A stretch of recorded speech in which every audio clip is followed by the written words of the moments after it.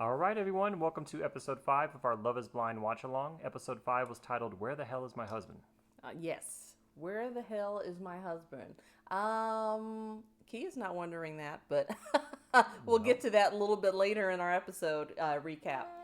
So let's start off by talking about the couples that finally got to meet each other. Yeah, Devontae and Brittany were first, right? Yes. So Devonte and Brittany got essentially selected one another, decided to get engaged, and it seems like in the pods everything was going really well. They had a great connection, and then when they are meeting each other for the first time, I have to say I noticed a little bit of awkwardness. Yeah, and they both said in their interviews that Brittany was not Devontae's type and Devontae was not Brittany's type. So is that going to be an issue down the line? Yeah, I think that's gonna be. I always think yes, there are examples of couples where they can fall in love with each other and looks are not a part of that equation. There's an actual just chemistry there. However, it's to say that's going to be true for every person. I think sometimes is a bit of a stretch. So we'll see how this plays out. I'm always a little bit, wary when people say this isn't the kind of person that I would normally go after. So you ask yourself, can the chemistry really be built when they are, finally one on one on their mini vacay? Does that chemistry override the lack of attraction? Yeah, and so far it doesn't seem like it. Like there wasn't sparks or anything Yeah. to allude to the fact that they're going to be able to overlook the fact that they're not each other's type. Yeah. Yes, yes. I definitely, yeah, I picked up on the awkwardness, so we'll see how that plays out. Yep. And then we had another couple that finally got their chance to meet and became engaged, which is Mike and Emma. Yep. And they seemed like they were good. They had a good Yeah. little vibe and rapport Mm-hmm. going. So I think Emma feels like she made the right choice. Yeah, she seemed to And be attracted to Mike. Mike seems very excited with Emma. And it looks like there was always, I guess Emma's main concern was her scar is going to turn off the person that she ends Yeah. up meeting. And Mike, at least he was saying all the right things, and it sounds like it didn't bother him at all, and he loves her despite that. Right. Yep. So yeah, they had a much better meeting than Devontae and Oh, Brittany did. At oh least yeah. on the for us as viewers, I see them having more staying power than Devontae and Brittany. Oh yeah. I definitely got the sense that there was an attraction there. And I do worry a little bit about the kid situation and Mike sort of feeling the need to convince Emma that she is motherly and capable of being a good mother. Not because I think it's wrong that he's doing that, but mostly I just feel like you're trying to sell someone a life and an idea that maybe they just aren't ready for. And so I do worry about that for him long term, and I worry about that for her as well. Will she feel, yeah, will she feel like she's having to commit to motherhood and she's not ready for it? And you can hear the little flower in the background. Being a parent is a lot of responsibility, and so it definitely requires, a lot of time and commitment, and you have to have both people on the same page. So it's definitely not something you jump into and you're not 100% sure it's what you want to do.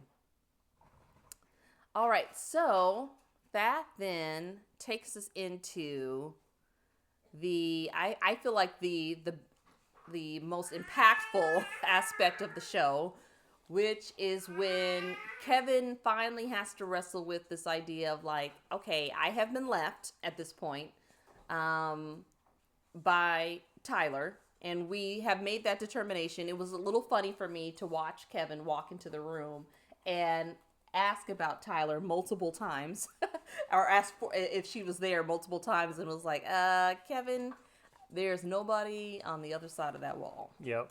Yep. So that was pretty. That made me laugh a little bit. Not because I like to see someone, sort of left out in the cold, but it was just funny for me. I don't know why. And I think we both had the wrong impression of Kia. It seemed like Kia was, I don't want to say desperate, but she was willing to overlook a lot of the warning signs when it came to Kev. She seemed to not be deterred by his indecision making, but we were then hit with a pretty big surprise when Kevin felt like he had solidified his decision now that Tyler was no longer in the picture. Well, she was kind of Tyler, his second choice. Yeah. Yes. Mm-hmm. And then he gets into the pods with Kia, and I don't know. I just was like, oh my gosh, Kia's such a sweet person. She's going to walk into this relationship with Kevin, and it's just going to be this nightmare of a situation. And Kia surprised us. She did, yeah. So she essentially told Kev, "You are not ready for marriage." Yeah. In a nice way. She's like, I like these things about you, but you're clearly just not ready to be a husband. Oh, and she did it with such. I hope that any woman class listening and to this, mm-hmm. really, I, you know what, and I'm gonna say this too, as someone older than them, but also as a Black woman, it was so wonderful for me to see the two women that chose themselves and made a decision based upon wanting to have, a partner that was really willing to be there for them and show up for them. I was just so happy that they had the courage to make a decision for themselves. And so I just think that any woman who watches this season, that they too have the confidence, the self-esteem, the self-assuredness to pick themselves and do the thing that's right for them. And I also love, she handled it with such class, because she said, we've spent a lot of time talking about how you feel about things. I want to be able to say what I need to say. Yeah. And she wasn't rude or dismissive of him. She said it in a very kind way, but she let him know, like, I there's no way that I'm going to settle for someone who essentially was like, oh, do I really like you? Do I not really like you? Do I like this other person?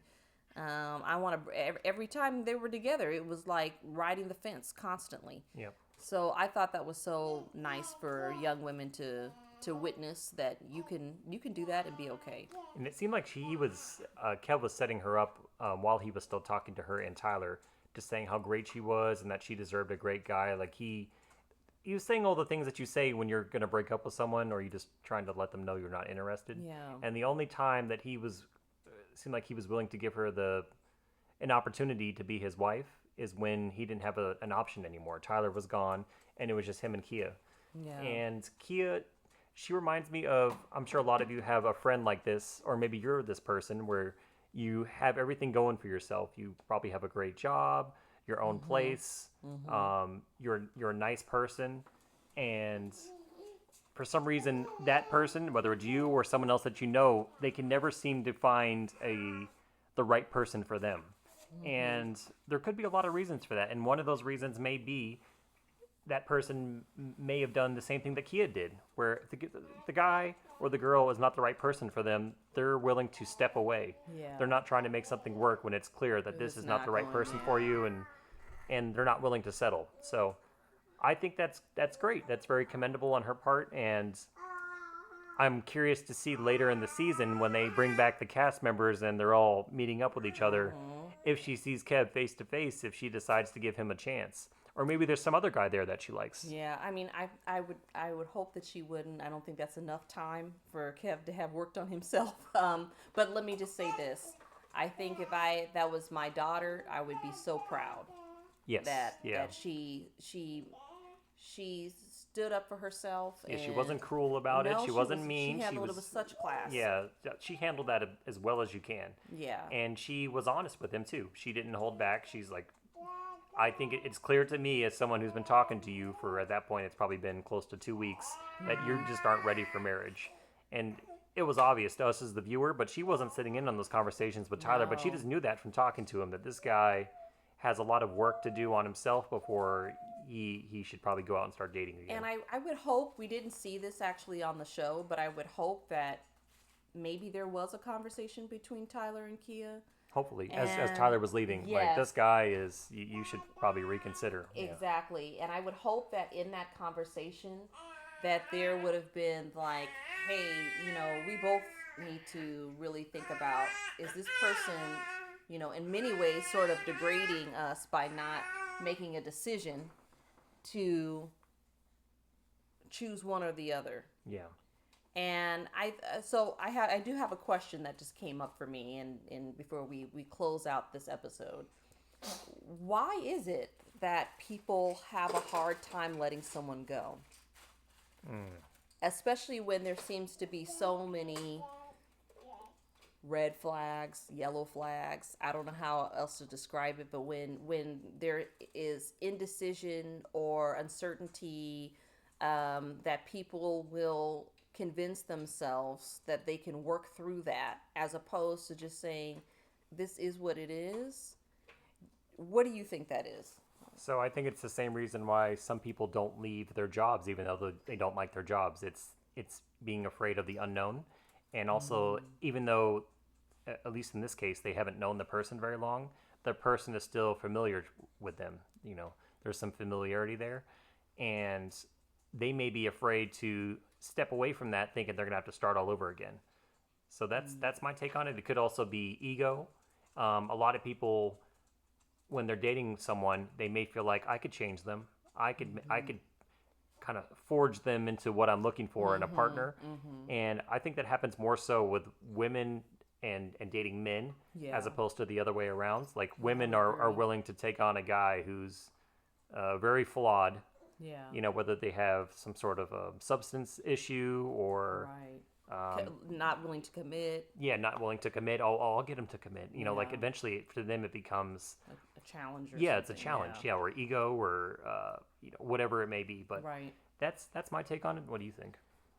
I think some of it has to do too with like buying into an idea, like the having this sort of vision for your life, and the vision blurs the reality of what you're experiencing. So it's like, oh, but I really, really want this, right? So this has to be the place where it's going to happen.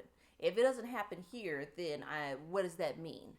And I think that I feel like I was at this point when I met you, was that I was just okay. Like, when I looked at my future, I was okay whether that meant having a partner or not having a partner, or being single. I had even told you, even if it meant like in the future having a child on my own, right? Like, I don't think it was, I had gotten to the point where I was okay with wherever life was going to take me.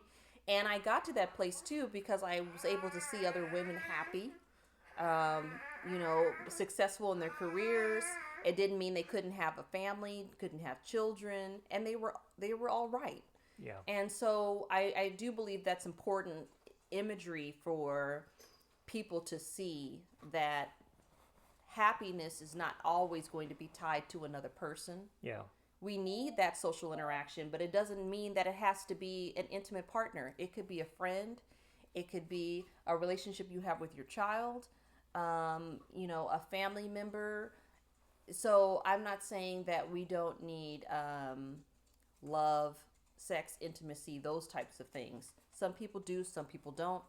But I do think when we think of a vision for our lives, we can be so caught up in just wanting to fill in the blank, that we don't think about the quality of the person that we're getting involved in. And then we can be inviting a lot more drama into our lives than we even think about or recognize. Because Kevin was going to be a lot of drama. Oh, yeah. Yep. And I think, too, if you're not happy with yourself, like if you're not happy before you meet someone, odds are when you meet someone, you're not going to be any happier. And it's not fair to that person either. If you're putting that all on them, you need to, I'm not happy. Well, you weren't happy before you met me, so why are you putting that all on me? Yeah. Like, Yeah. you need to look inward. And it's the same thing too. Like, people who are miserable before they have money, then oftentimes they'll, they win the lottery Still, or something yeah. happens and they're still miserable. Still, So yeah. that's why they say money doesn't buy happiness. So even if you haven't found your person, like a Yeah. quote unquote your person, you should still be happy with yourself. Yeah. Because if you're going to if you're trying to meet someone and it's clear to that person that you're very insecure or you're just not fulfilled, then to them, I think they're going to be able to pick up on that too.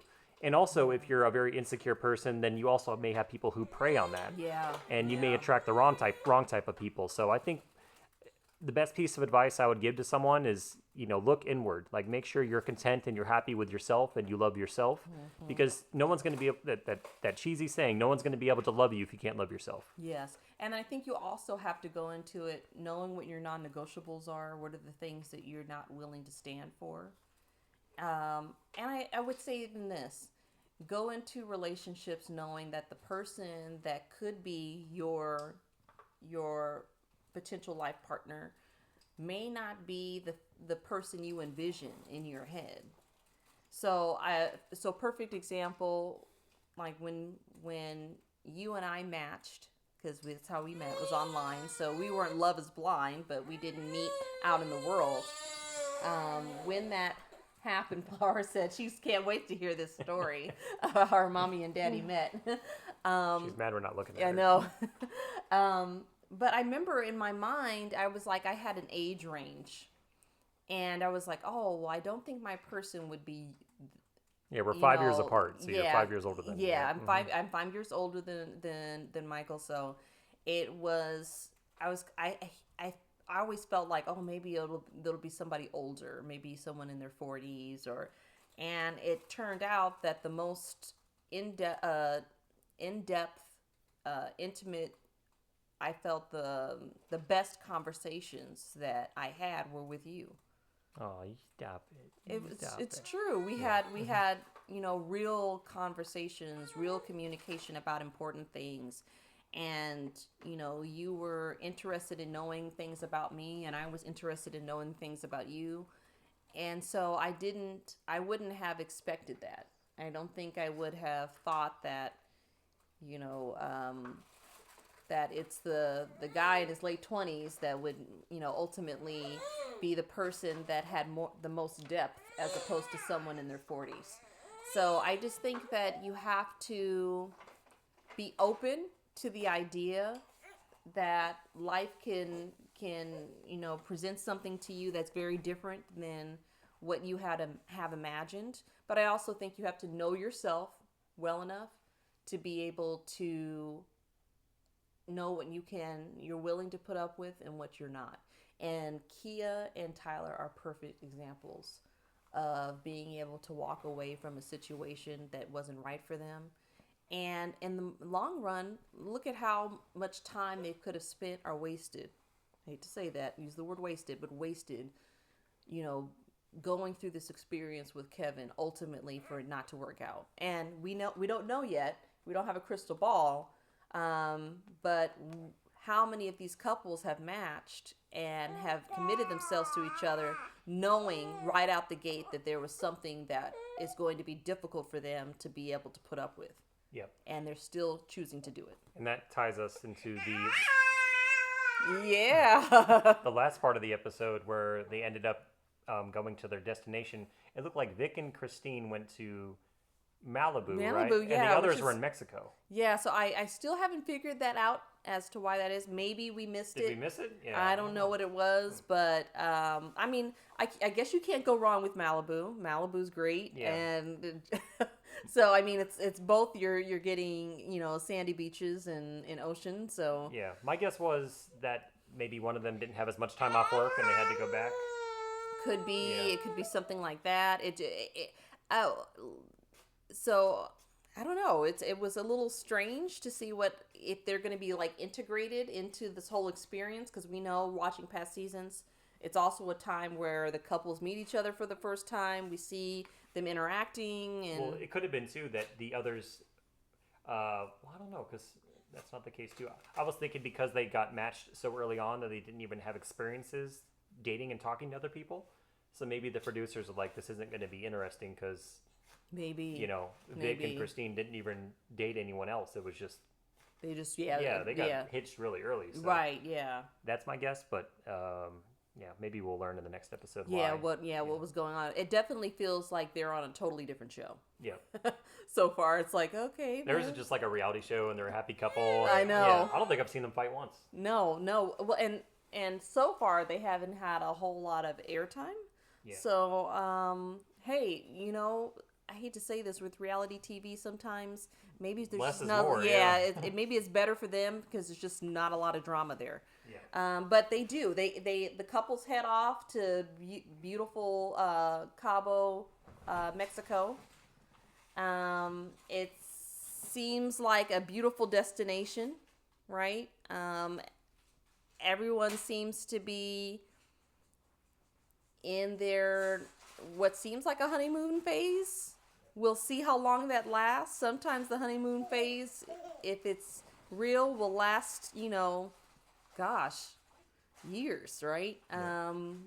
But I'm thinking if if there's something about the other person that that's either turning them off or they're not attracted to, I think this is usually the time where those things start to come out. Yep. So I'm looking forward to episode 6, and I Yep. think we hit everything, right? I don't think we missed anything. I from don't think episode we 5. did. I don't think we missed anything. So we will catch episode 6, and I'm excited to see what happens on this short vacay and seeing the couples live together. Yep. Same here.